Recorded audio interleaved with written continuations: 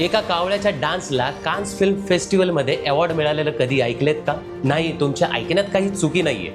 तर ही story interesting आहे.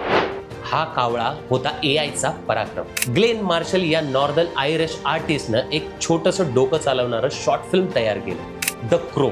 यात कुठलीही सेट नाही, कुठलीही टीम नाही, पण एका रिअल डान्सरचं एआयच्या मदतीनं सरियल क्रोमध्ये रूपांतर झालं.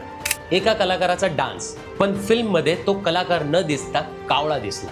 यामागे होतं एक इन्व्हिजिबल कॅमेरामॅन, म्हणजे आर्टिफिशियल इमॅजिनेशन. आत्ताच्या गिबलीसारखा विषय नव्हता तो. 2022 मध्ये ही क्लिप केवळ a painting of a crow in a desolate landscape ह्या प्रॉम्प्टचा वापर करून एआयनं बनवली होती. म्हणजे पहा, एका रिअल डान्स क्लिपवर पेंटेड नावाचा ह्युमन परफॉर्मन्स होता आणि त्याला एआयनं एक डार्क पोएटिक ट्रान्सफॉर्मेशन दिली.